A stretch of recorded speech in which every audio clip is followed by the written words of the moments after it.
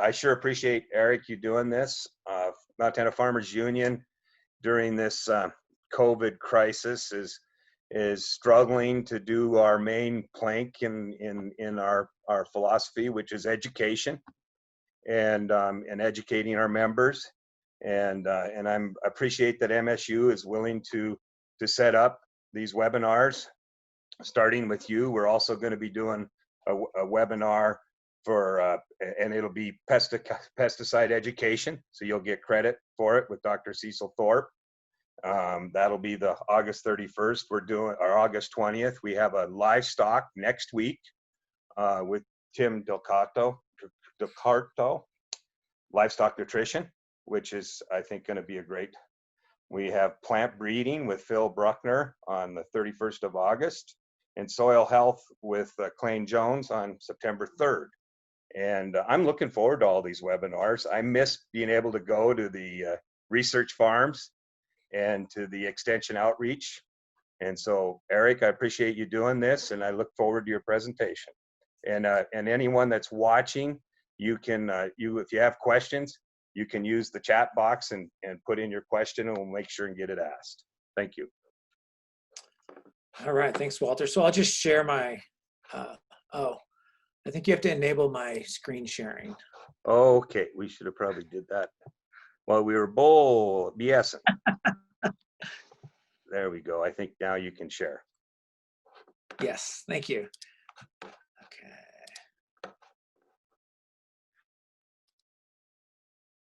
All right, so that should be good. That's a great lineup that you guys have. It's exciting. Good speakers here at MSU, and I'm happy to participate in it on an issue that, you know, I don't know, is always top of mind. It seems like it's taken a back seat lately, but, you know, as Walter mentioned, it's certainly related to kind of the stuff that's going on right now. Just to introduce myself, I know I've interacted in the past with the Montana Farmers Union, but my name is Eric Blasco. I teach in the Ag Econ and Econ department. I teach in futures and options, as well as in our financial engineering program. So if you're ever interested in, you know, what I do in there is designing crop insurance products and things like that. So, but a lot of great ag business majors coming through, and glad to meet them and glad to see them kind of going forward. Obviously, you know, Montana agriculture, when I think of it, the first thing that comes to mind, or one of the first, is, you know, the trade, export opportunities. And so I guess just to kind of give an outline of what I'll talk about, and I guess just to lay all my cards out, I plan to spend about 30 minutes talking, and then hopefully we can have some questions about a lot of this stuff. Because I think a lot of the questions, at least that I have from trade, are, you know, they've kind of been put on pause. And I think there is a lot of uncertainty as to where it's going to go in the future. We have a lot of things coming up, a lot of things going on. And so my talk will focus first on essentially the three main you know, crops that we think of in terms of trade. So beef, wheat, and then peas and lentils. What do those export markets look like? How's our production and prices looked in Montana? And then just go through some basic kind of trade models. And as Walter and I were talking about, there's sort of a lot of, I mean, there's a way that economists kind of look at trade in a very kind of pure sense. But then there's a lot of ways that kind of breaks down. So, you know, there's a lot of discussion about our current trade policies and how effective they are. And so we'll kind of walk through some of those. I have China trade and MFP, you know, which might assume that I know more than is in there. Just kind of talk about where we are and where we might go in the future. And then COVID-19 impacts, which are intertwined with kind of what we've seen. So just on hitting kind of the main Montana ag programs, and I guess just to kind of lay the foundation, I guess I put this up here for one reason, and it's just to kind of show that Montana is in somewhat of a peculiar position in that a lot of the crops that we produce a fairly low share of those from the national level. So we can be somewhat we aren't really able to influence the price very much, but the price can certainly influence us. And so, obviously the first three rows up there, 1.3% of the farms. Obviously, our farms are a lot bigger. Average farm size is about 4 times larger than the national average. And we have about 6.5% of the acreage. But if you look at wheat, so the amount of wheat acreage that we plant is about 11%. That's probably where we are the largest player in terms of any commodity. Peas and lentils might be up there too. But when we think about the prices sort of have this one-way influence on us. Unfortunately, when we experience downfalls or we experience supply shortfalls, that doesn't have the corresponding impact on prices. So there's just kind of this one-way relationship there. Cattle and calves, we have about 2.6% of the total U.S. inventory. So again, those cattle prices will move, and we really just are price takers in that whole game there. So I'm going to start by just talking about the beef market, and I'll kind of run through each of those three commodities just to kind of get started.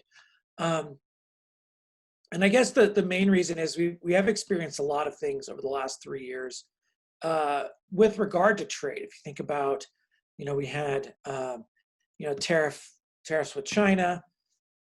How does it impact beef? Well, we had we were going to think about exporting more beef into China. And so while we hadn't exported a lot there, there certainly was the expectation that we might get there. In fact, I was talking to Walter. We took a class from MSU to China in May of 2019, and it was we do this every few years, but it was a follow the beef class. And we thought, well, this will be exciting. We'll go to China. We'll see some of these new U.S. beef products on the shelves. Before we went, the trade war sort of escalated, and we didn't actually get to see any U.S. beef products out there. But most of our other trading partners, have been fairly, there's been a lot of uncertainty, but we haven't seen a large impact, at least on our export markets.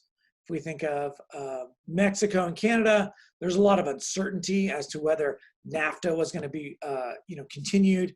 And we've seen it sort of in this UMCA format, which really, I think brought assurances to the market that we can keep trading with that 0% tariff rate.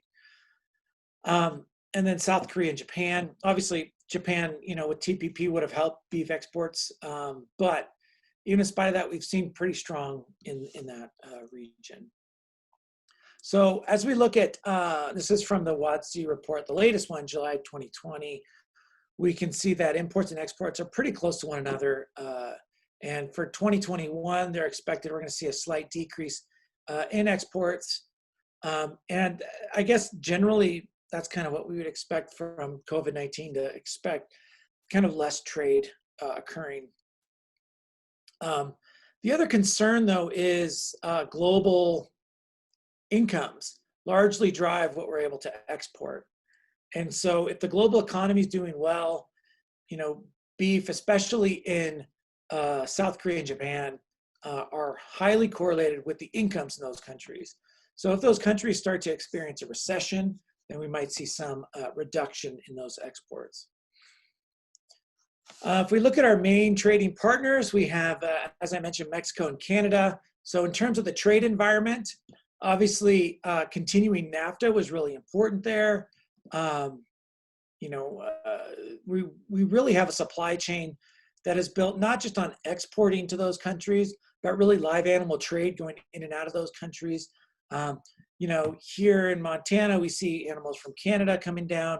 When I was in Texas, we saw a lot of, Mexican cattle coming up to be processed in Amarillo and then exported back to Mexico. So there's a lot of sort of cross, the supply chain moves across the boundaries quite a bit. And so continuing that trade agreement with Mexico and Canada was really critical. Japan, obviously, we've seen pretty consistent the last 4 years. With the U.S. dropping out of the TPP, there was a big opportunity to at least slowly start to decrease those tariffs. And The one country on here where we've seen a continued reduction in tariffs is South Korea with that the trade deal, the bilateral trade deal that we had with them. And we can see an uptick in South Korea that's held pretty steady in the last few years. So beef export markets, I guess, really one of the main points is, in spite of trade war with China, in terms of tariffs from India, and then also COVID-related stuff, we really haven't seen much of an impact on exports.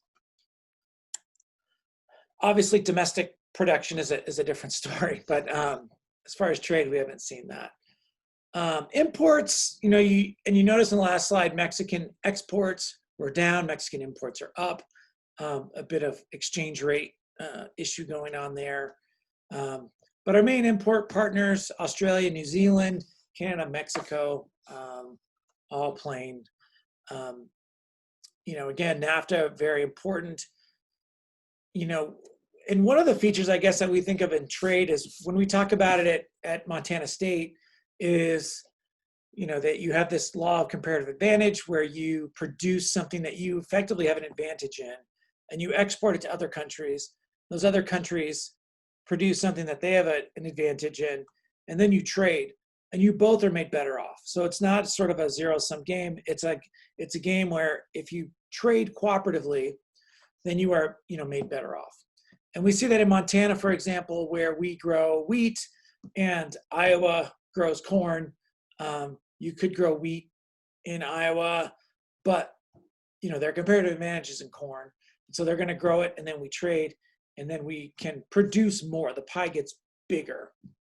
And that's certainly the case here. So what the U.S. tries to do is we try to export some of those higher quality parts of the cow, and then we import more hamburger. Okay. And so I guess the main take-home message with beef is that we haven't seen much of an impact, at least in the trade environment, over the last few years. Wheat market, somewhat similar if we look at the just amount of production, and this goes through 2019. We see winter wheat and spring wheat kind of offsetting one another, barley kind of holding out, where it normally does. As far as our competitors, we can see that the amount that we've been able to export has, remained fairly constant, ticked up just a little bit. And one of the main reasons there is, I guess, where we're sending our wheat hasn't really been impacted by a lot of these policies.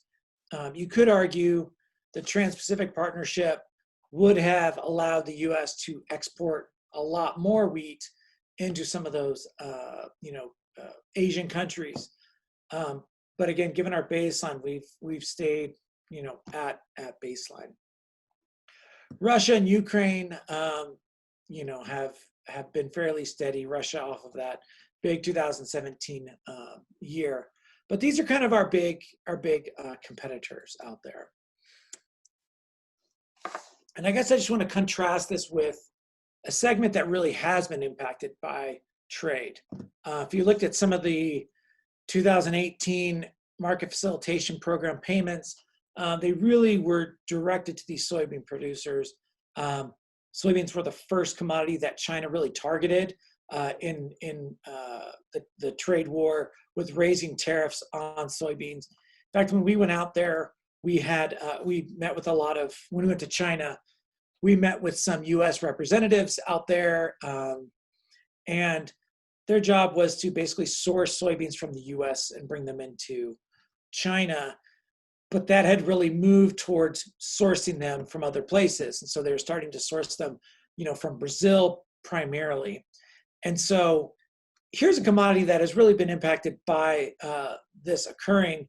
You can see coming off a 2017-18 season, a steep drop in the next 2 years, which it corresponds with a big increase in Brazilian exports as well. The projection for next year is a bit higher. And, to be honest, I'm not quite sure what is going in there. I know China has made some commitments to buy quite a bit of soybeans. the projections in that phase one that they would need to get are excessively high, and probably they won't, very unlikely to hit, but it might at least encourage additional purchases from them. That being said, it's been very good for Brazil, who has experienced an increase in the exports of soybeans. So that's a commodity where we can see a clear impact from tariffs.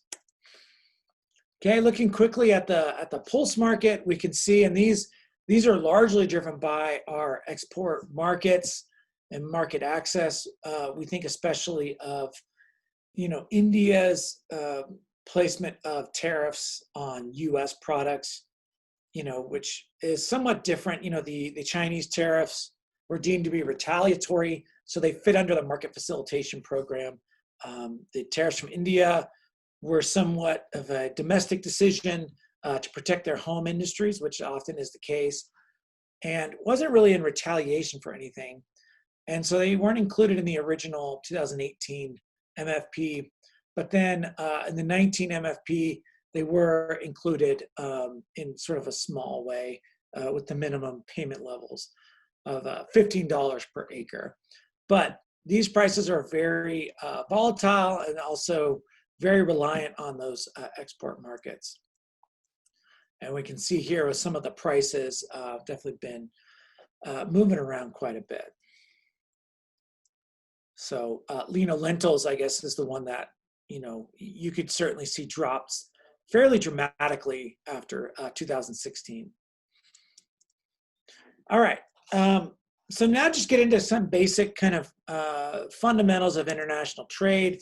And I guess this would be like if you were my Econ 101 class, this is kind of how I would approach it. You think of a simple example where you have just two things that you're trading, country A, country B. They both have this is what we call a production possibility frontier. If country A devoted all of its resources, all of its land, all of its labor to food, they could produce, in this case, 80 units of food. Or if they devoted all of their resources to clothing, they could produce 80 units of clothing. What they're likely to do is to produce some range of them, use some land for clothing, some land for food. And so what you would end up with is a mix of, let's say 40 units of food and 40 units of clothing. And country B would do the same. One thing that's striking here, I guess, if you look at it is clearly you can see country B, if they put all their resources to clothing, they could produce a lot more clothing than food. They seem particularly well suited to produce clothing as opposed to food. And so, in what we call under closed economies, where these countries do not trade and they kind of produce their own, amounts, this is what we might see. Country A producing 40 of each, country B producing 60 units of clothing, 20 units of food. So now they trade, and we have this famous law in economics, the law of comparative advantage, where each country focuses on what they have a comparative advantage in. In this case, country B would say, you produce clothing only. And then country A, you produce food only. And then there's some trade that they can make that would make them better off. And so what you could see here is if they do that, they can then trade. And just to illustrate, if we go back here, we can see that, country A and country B both produce, there's 100 units of clothing sort of in the system, even though they're separate systems, 100 units. Whereas here, if country B is producing all of it, there's 120, right? So they produce more. And that's why in trade, you often hear there's a larger pie to kind of divide up. And so both countries can effectively produce more through trading, right? So the general idea with trade is that, if these countries focus on what they have comparative advantage in, then both countries are better off. Now, that might be a little too strong, but you could at least say they are not worse off in aggregate, okay? But we see a lot of controversy around trade, right? This breaks down quite a bit. It's one of the things really, I think, in the last few years that at least I've experienced a big a change in at least public support for trade. And there's always been somewhat of a skepticism around trade. If we remember, like the WTO protests in Seattle a while back, there's always been some skepticism. And I think some of that comes from some of these issues. So why is trade so full of controversy? I think the first one is it's an area where you have diffuse gains and acute losses, right? So you have certain industries that are harmed very specifically, right? So if you were, and I guess just to illustrate, we'll go back to here. So let's assume you're in country A and you're, in this scenario where you have a closed economy, you're in country A and you're producing clothing. You're good at producing clothing. Well, then we enter into this trade deal, which says, okay, country B is going to do all the clothing. Country A is going to just do food. And so as an economist, what you have to think about is, okay, well, so what does that person who is working in the clothing sector in country A do? Can they just move into the food sector? Ideally, that's what you'd want to have happen. Sometimes those skills aren't transferable. The other thing that could happen is you could say, well, the worker from country A, maybe they'll move to country B. Maybe they'll go to where their work is more valued. So those things don't happen immediately. They don't happen smoothly. A lot of times they're very difficult. So I think that's one of the things that I think people get caught up on in trade. So you have acute losses, but then diffuse gains. So you have lower prices that are kind of spread across the economy. Incomes are slightly higher, and it might be harder to recognize that. Regional industry and job industry displacement, which I think really we've seen a lot of recently, and a lot of the pushback on NAFTA. In agriculture, we think of NAFTA. It's been a really good deal, really good trade deal. We see a lot of our products moving across Canada and Mexico. But if you're an industry that has moved down to Mexico and you're having a hard time moving into another industry, you can certainly understand that displacement, that transition is tough for families and regions in that area. So particularly in manufacturing in the US, we think of as being at odds with agriculture in terms of trade. 3, differences in labeling, food safety, worker rights, environmental regulation. I think that's a lot of the updating that we saw in the USMCA is trying to get at some of that, but it's certainly at the core of what we see with trading with China, right? We trade with China. When we were out there, we learned that they had the equivalent of the Food and Drug Administration was 4 years old when we were out there. So you're thinking, well, who oversees who makes sure food is safe, right? So they've had a very young industry in there, and you wonder kind of how effective that regulation is. You have wage differentials across countries. This is one thing that came up in the renegotiation of the USMCA, where you had auto workers in Mexico making less than auto workers in the US. And so the US pushed for a minimum wage effectively so that the Mexican auto workers would have to would get paid a little more. And so there wouldn't be sort of this disparity in wages. Tariffs and quotas, obviously, especially when those are political in nature, like sometimes they can be warranted, other times they can be sort of a political tool that holds sort of the industries hostage. And then subsidies and support programs, those programs differ across countries. It does seem like most other countries are moving more toward what the US program has, although developing countries, for example, would have a hard time supporting their agriculture in that way. So I think those are just some of the reasons why we see so much controversy around trade. And so just to go through, I guess when we talk about free trade, here are some of the ways that we can think about liberalizing trade. First, we have what's called a free trade area, under NAFTA. And I'm not sure if USMCA is considered a free trade area. I assume it is. But it's basically just a group of countries that decide to eliminate trade barriers. But they sort of, they maintain their borders, right? So we can trade with Mexico with no tariffs, but we still have sort of an immigration system that differentiates between us. But we can trade. So if you're, producing a car, you can effectively transport between U.S. and Mexico as if we were one country. The same in agriculture for most products. You have what's called the customs union in the European Union. Here you have, it's a little bit different just because they have a little bit more. They want, so with the free trade area, we're trading amongst partners. Customs union, really the EU wants to be one single body, right? They want to trade, they want to have an EU product that they export. And that too has come with some pushback recently, especially with countries wanting to preserve some of their own flavor in certain things. Then we had preferential trade agreements. So this is just where we, make a deal. I have Chorus there, so that's the Korean trade agreement, which has, been the one trade agreement that's remained over the last couple years. TPP is a thing of the past, I think, but who knows where that would go. But the preferential trade agreement is just two countries getting together and sort of making a deal on typically on lowering tariffs, but it could also be on other things. For example, with China, there was a trade agreement where they would start to buy U.S. beef products.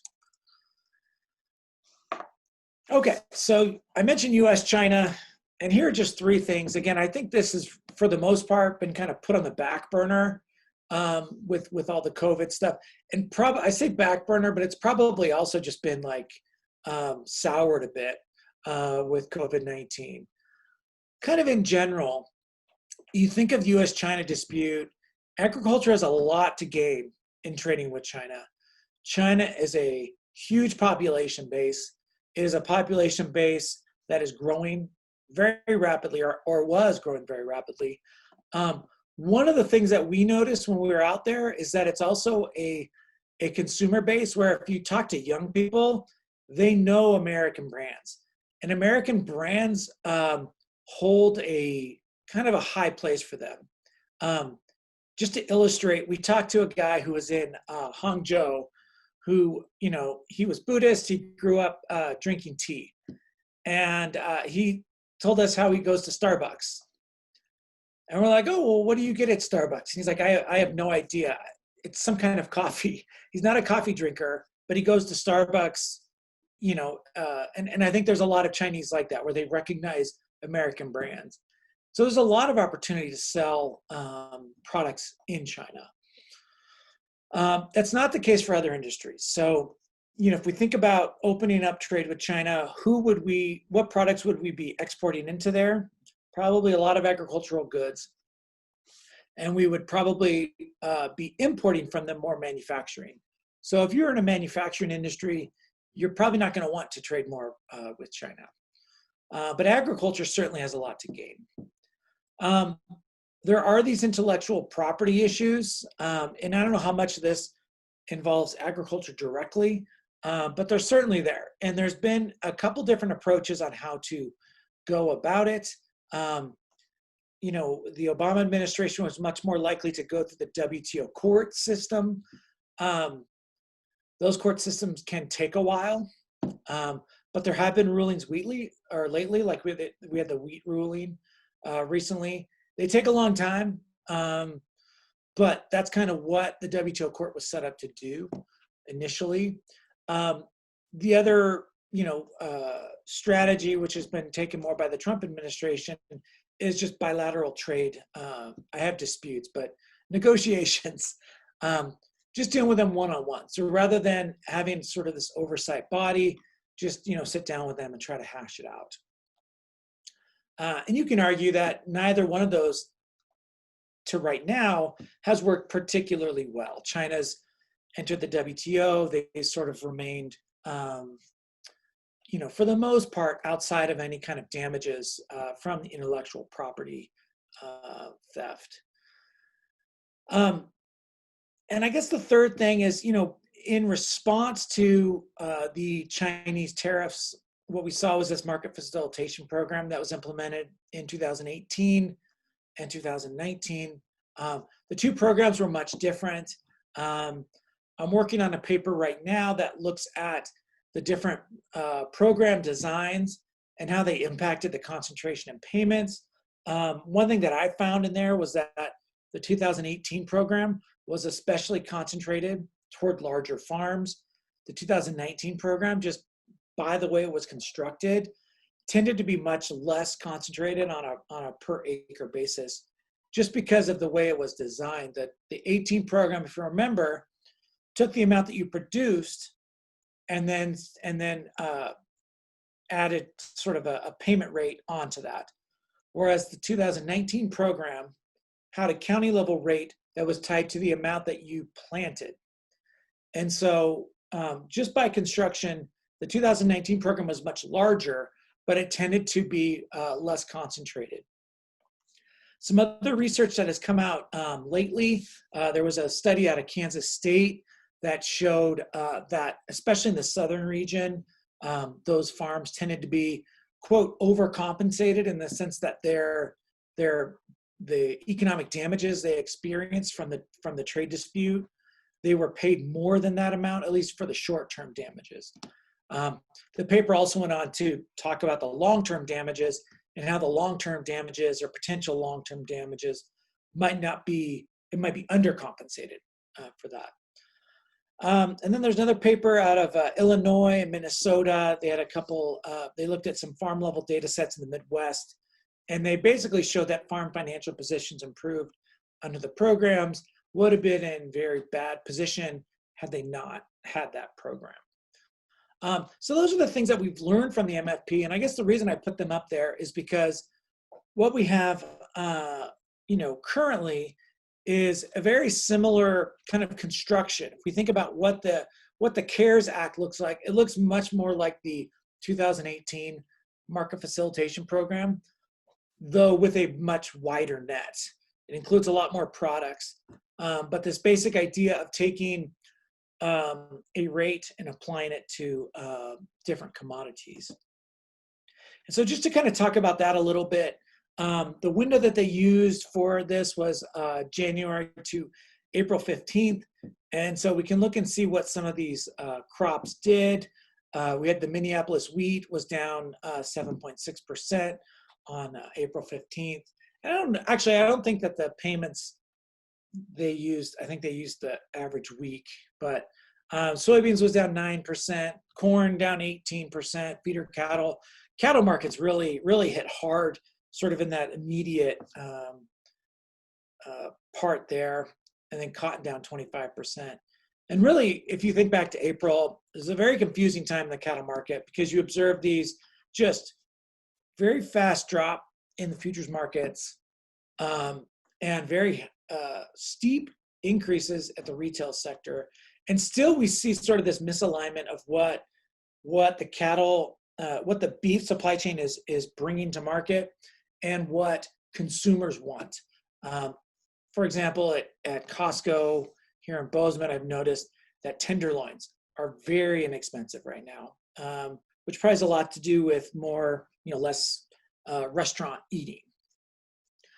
If we kind of extend these prices through, this was through Monday, we've seen that some of these prices have recovered, and I apologize for all the colors here. But feeder cattle is down 1.3%. So feeder cattle has really recovered in a very strong way. Live cattle is down 18.2%, so it's recovered a little bit. The majority of these commodities have recovered. Minneapolis wheat has not. It's sort of fallen a bit. It's down 11.8% since January 15th. Corn down 20%, cotton down 11%. So we can see here some of these commodities have kind of moved around a little bit.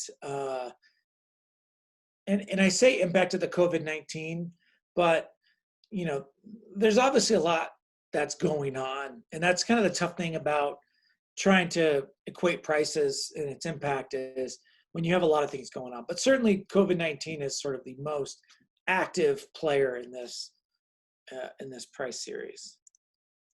So I have this sort of very vague term, future global outlook, and hopefully this starts a conversation that we can continue with some questions and comments.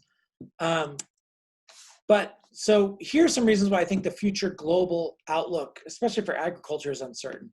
One is that we have an upcoming election, which I guess talks more about the politics of trade right now is very uncertain. Where are we headed? And I don't even think I could answer that even if you told me who was going to be elected. You know, if Joe Biden's elected, in the past, he's demonstrated, you know, much more of an openness to free trade. He was, you know, with the Obama administration when they really pushed the TPP. Does that mean he goes for that? Now, it certainly seems like there's a bit more headwinds towards trade expansion right now, in my opinion. If Trump gets reelected, you know, he's been, you know, he's used tariffs in a pretty strong way in these kind of negotiations. Do these negotiations ripen, you know, in a second term? Does the trade dispute, you know, enlarge? And I don't really know. Like, those are political questions that I'm not very good at predicting. So I do think if you look at the volatility in the markets, I think that has a lot to do with it. It's just that we have an upcoming election. And even with that, we don't know what the next administration is going to do with regard to trade. Second is, what is the impact on COVID-19 on global cooperation going forward? And I think especially in cooperating with China, you know, does kind of all the sour feelings toward COVID-19 enhance? I don't think it enhances global cooperation. I think it is likely to work the other way, especially with such a focus on domestic supply systems and really making sure, okay, is our country food secure? I think that might take more of a priority over global cooperation. Domestic issues will likely dominate global priorities. You know, part of that is COVID-19, but I think a lot of it is just kind of, it's getting your house in order. You know, before we started here, Walter and I were talking a lot about the beef supply chain and a lot of the large supply chains where you see, you know, very disaggregated producers, and then as it moves up the supply chain, a lot of consolidation, a lot of large players. And what we've seen is that on the retail side and on the processing side, it's very hard for them to move into to pivot when it needs to happen. The beef sector is a very good example of that right now, where it's like, well, why do we have so much tenderloin?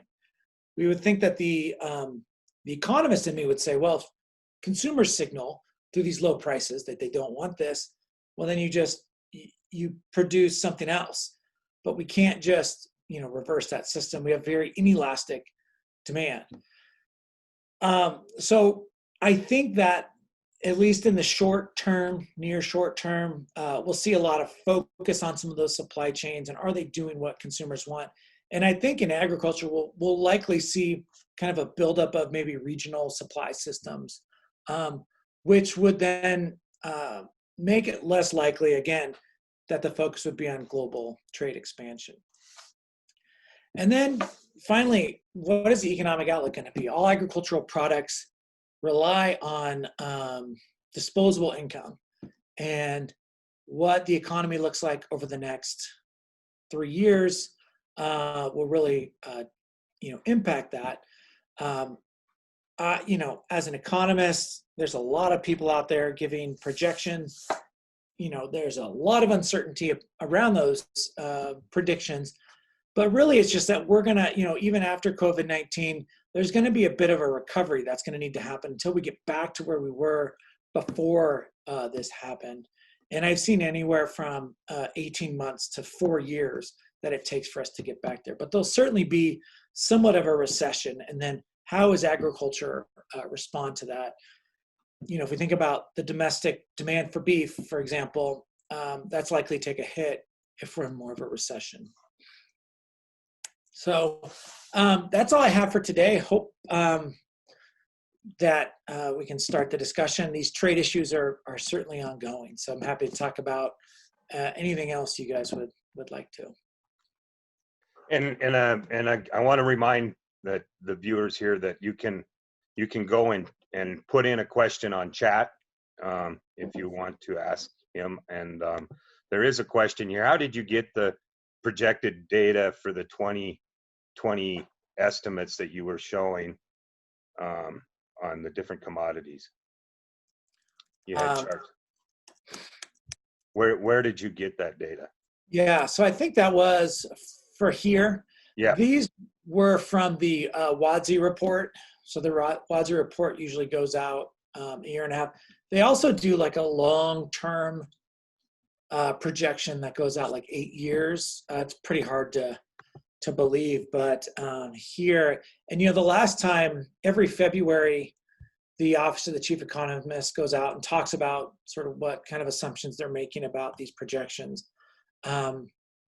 And obviously February is a much different time. And so I am curious to see, that uptick in US soybeans.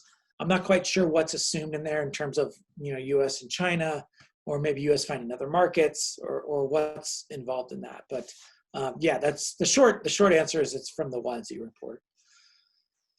Okay. I guess, you had talked about NAFTA and USMCA, and I think you kind of implied, but I just want to confirm that I read both agreements, and as I see it, there really wasn't anything different in NAFTA versus USMCA for farmers and ranchers here in Montana. Would you concur? Yeah. Yeah, the one, I guess there was the small, the access to the Canadian market for dairy, like, 3%. But outside of that, yeah, there's really, I think most of the changes were on auto manufacturing. And the origin of steel within the automobile. Yeah, right, yeah. So yeah, for agriculture, I think the biggest benefit to signing that is just the continuation of tariff-free trade. Status quo. Yeah. So a question from our Director of Ag here. Thank you, Ben, for participating.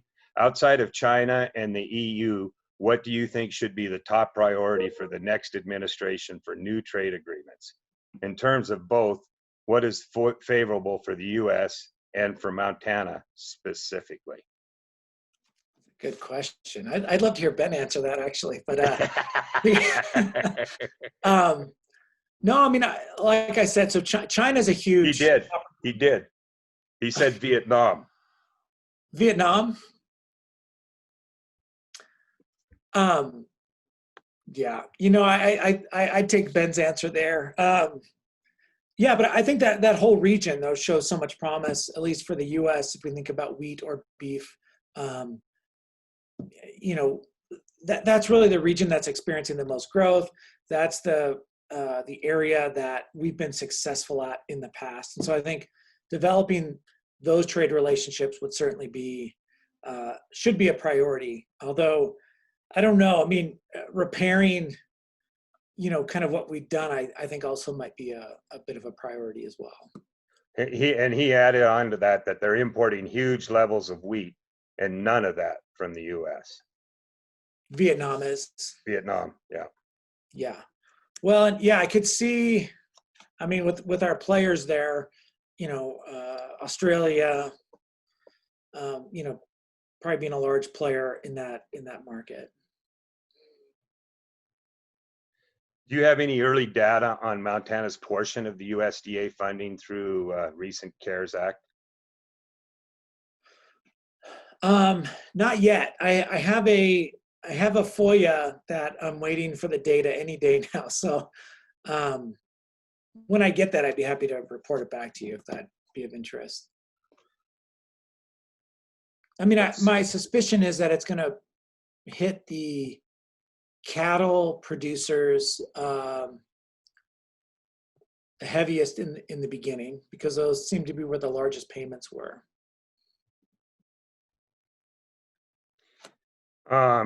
So, you know, the one slide you talked about how agriculture has lots to gain from China deal.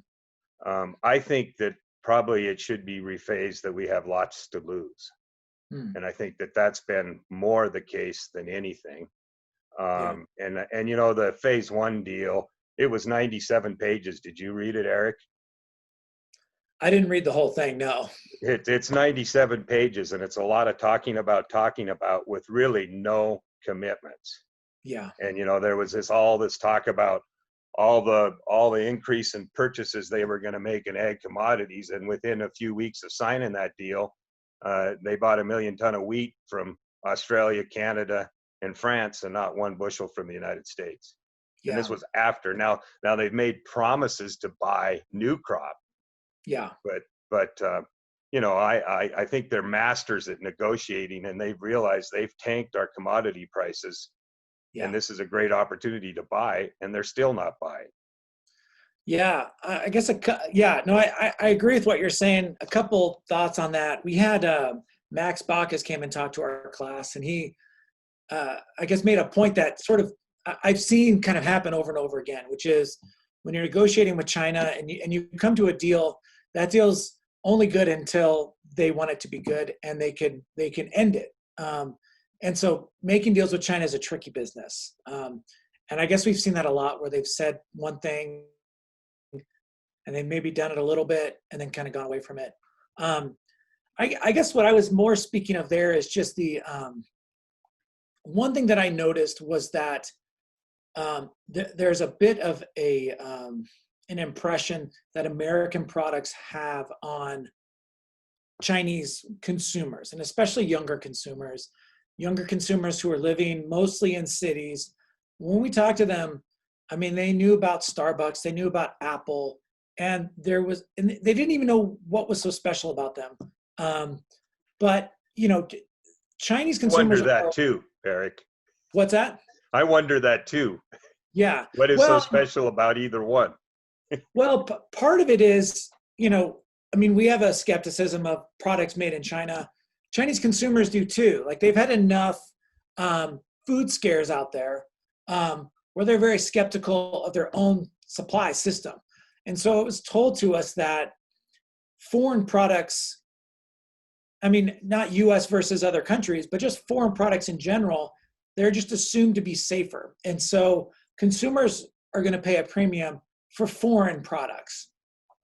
And I guess you add along to that US products, the things that we're good at, beef, I could see, especially, in that region, um, it seems to have done well as the Chinese economy looks closer to Japan, as they get out of that developing status and into a higher income. I think you can see some of those brands take off, but it is such a complex negotiation, though, right? Because it's not just that they're going to want to buy our stuff and end it there, right? There's going to be this give and take, and I think most American consumers are worried about the take, right? And so I get your point of, yeah, there's just a lot involved in that. Yeah. So, Ben, again, the director of ag here in Montana, would like you to advise what we could potential changes to Montana's ag economy do you see as being most helpful in terms of being successful in today's and tomorrow's trade environment? I.e., diversification is helpful, but how? You know, Boy, he's really putting you on the spot, that's a isn't good. he? I know. I thought we were friends. No, no, those are great questions, though, and I do feel like those are the questions that I hope we have kind of going forward with this. I sort of think that a lot of the discussion will be on our domestic supply chain, and so I think a lot of the global expansion will probably slow down, and I think there's going to be a lot of thought about um, more regional food systems and developing those up. Um, Montana's always been really good at exporting products, and we were talking about this earlier. Um, we have farms that are big. They're set up to for export markets, And that's one of the things that Montana's been really good at. Um, we haven't really had to worry about getting food to a consumer because, we have more food than we know what to do with. Um, and, and so I guess it depends. It could be diversification. There could be some products we could think about exporting. The products that we do have, I've always thought beef is it's a marketing. We've got to market better. You think about how we've done in Japan, for example. That took many years of marketing the product and going out there and really showing the Japanese consumer what they were buying. Chinese consumers, I don't think have that same mindset, but I think they could, get there eventually. So I think there's a lot of marketing, and I think there's probably going to be a lot of emphasis on domestic supply chains. Well, on marketing, it would be pretty important for us to be able to label where that beef comes from. And, Mm-hmm. and right now we can promote American beef to Japan and then Yeah. deliver them Australia, New Zealand, or something else. Yeah. And so, I think the first step is we should label our own beef. Again, I want to say that I'm not that old. I'm just a young guy. Mm-hmm. And so when I first started farming, here in Montana, we process 70% of our own food that we ate Mm-hmm. ourselves. And that's, not, I'm not that old. Yeah. And right now we're way less than 10% that we Mm-hmm. process for our own consumption. Yeah. And I think to Ben's question, really what we could be doing is creating more regionalized processing, that we process our own stuff so that we're not a third world country exporting raw product, but being able to export food, processed food with a Montana label. Mm-hmm.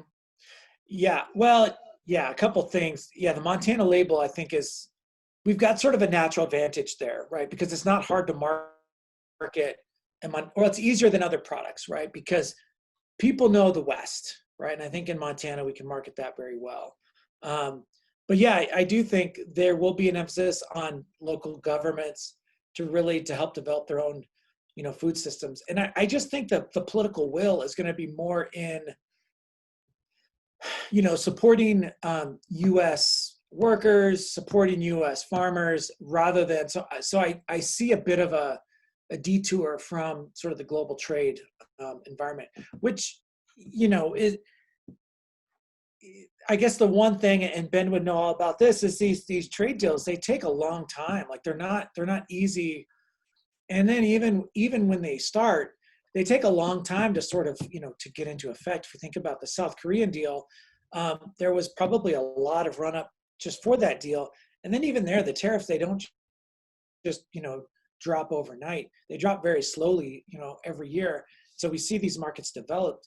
And so I guess that the trade that we're thinking of today has more to do with our agricultural environment 20 years from now than it does today.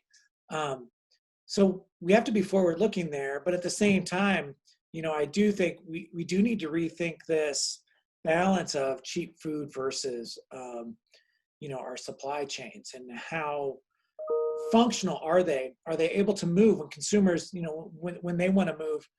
Are supply chains able to be nimble and pivot to those new areas? And so, I don't know.